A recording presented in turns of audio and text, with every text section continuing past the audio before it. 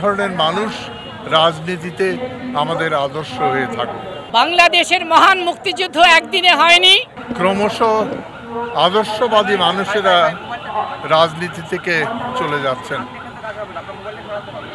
রণকে আমি জানি বিশ্ববিদ্যালয় জীবন থেকে, আমরা সেই সময় সমসাময়িক ছিলাম এবং তখন পর্যন্ত মানুষের অধিকারের জন্যে, সমাজের সাম্য প্রতিষ্ঠার জন্যে যেই তার বাসনা সেটা আজীবন বজায় রেখেছে এবং তার অত্যন্ত ভালো ছাত্র ছিল, জীবনে অনেকভাবে প্রতিষ্ঠা পেতে পারত, কিন্তু সেসব না করে সে মানুষের জন্য কাজ করার সিদ্ধান্ত নিয়েছিল এবং কমিউনিস্ট আন্দোলনের প্রতি তার যেই আনুগত্য সেটা আজীবন বজায় ছিল।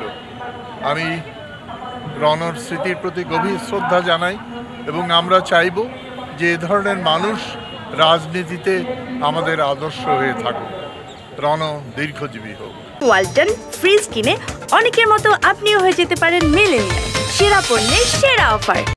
তো আজকে এখানে দাঁড়িয়ে যে কথাটি বলা প্রয়োজন, যারা একদিন স্বপ্ন দেখিয়েছিলেন আমাদের মতো অসংখ্য ছাত্রদেরকে, ছাত্রীদেরকে এক সাম্যের পৃথিবীর স্বপ্ন দেখিয়েছিলেন, যে সাম্যের পৃথিবীতে মানবতা থাকবে, বিবেক থাকবে, মানুষে মানুষে বিভেদ থাকবে না, তেমনি একটি স্বপ্ন দেখিয়েছিলেন। তৎকালীন এই কথা বলা প্রয়োজন যে তখন সাম্রাজ্যবাদী গোষ্ঠী যেমন ছিল, তার বিপরীতে ছিল আমাদের সমাজতান্ত্রিক বিশ্বের একটা আলোকছটা ছিল এবং সেই আলোকে আলোকিত হয়ে তারা আমাদেরকে পথ দেখিয়েছিলেন।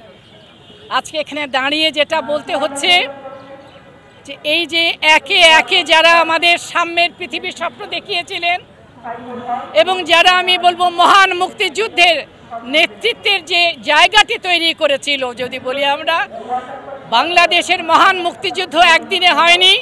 এদেশের তরুণ সমাজ, এদেশের মেধাবী সন্তানেরা যারা সাম্যের কথা ভেবেছিল, এমন একটি পাকিস্তানের শাসন থেকে বেরিয়ে এসে আমরা একটা সাম্যের মানবিক একটা দেশ গড়ব, সেই মহান মুক্তিযুদ্ধের নেতৃত্ব দিয়েছেন আমাদের রণভাই।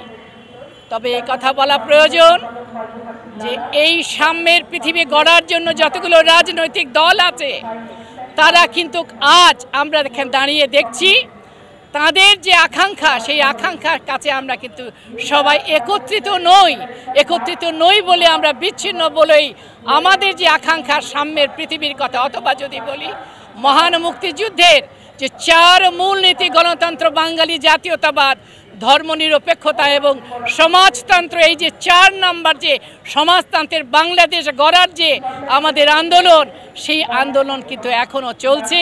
আমি মনে করি আজকে যারা এখানে উপস্থিত আছেন তারাও মনে প্রাণে আমাদের বাংলাদেশের মহান মুক্তিযুদ্ধের সেই 4 নম্বর যে মূলনীতি সমাজতান্ত্রিক বাংলাদেশ, সেই সমাজতান্ত্রিক বাংলাদেশ গড়ার জন্য তারা কাজ করবেন।